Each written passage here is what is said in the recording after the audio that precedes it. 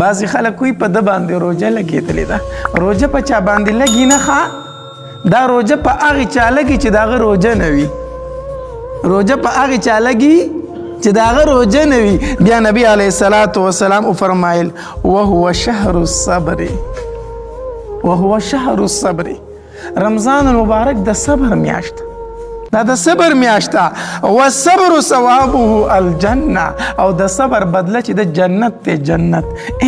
داسې ډېر شی نیک اعمال دي، منځ دی، زکات دی، ډېر نیک اعمال دي. د یو عمل متعلق الله تبارک وتعالی دا نه دی ویلي چې دا عمل دی وکړو زه دې ملګری یم. د یو عمل متعلق دا نه دی ویلي چې دا دې وکړو زه دې ملګری یم. د صبر متعلق الله څه فرمایي؟ ان الله مع الصابرین. اے صبرناکو ستاسو زه ملګری یم، ستاسو زه ملګری یم. الله فرمایي صبر دې وکړو بس زما ملګرتیا دې حاصله کړه، زما ملګرتیا دې څه کړله؟ حاصله کړله.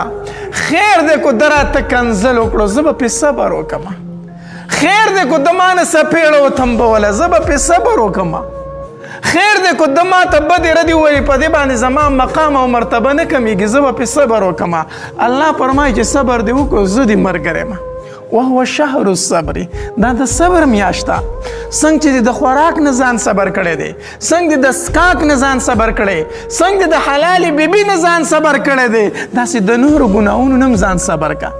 بعضې خلک کوي په ده باندې روژه لګېدلې ده. روژه په چا باندې لګي نه ښه، دا روژه په هغې چا لګي چې د هغه روژه نه وي.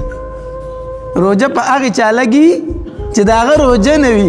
د چا چې روژه وي که نه هغه دا ډوډۍ پرېښې ده، هغه دا اوبه پرېښې دي، هغه دا خپله حلاله بیبي پرېښې ده، هغه نور کارونه هم ډېر پرېښودی شي. د چا چې روژه وي که نه په هغه روژه نه لګي، هغه ځان صبر کړی د ګناه نه، هغه د ګناه کار نه کوي. دا کنځلې چې کوي، دا کور چې د زنانو ته دا سپکې سپورې وایي او د وړو ته غوسې کوي او بار په ګلۍ کې د هر تن ګریوان ته لاس اچولې، پوه شه د ده روژه نشته دی. که د ده روژه وي د به دا کارونه نه کول، دی به د الله نه یېرېدو. نو نبی علیه الصلاة وسلام فرمایي وهو شهر الصبر، دا د صبر میاشته. په دې کې به صبر کوي. دا ځان ته وګوره که نه، ما د سهار نه ډوډۍ پرېښي، ما اوبه پرېښي، دا ما ولې پرېښي دي؟ ولې مې ځان صبر کړی؟ د الله د یرې نه، د الله د یرې نه. بل ته کنځل ولې کوم؟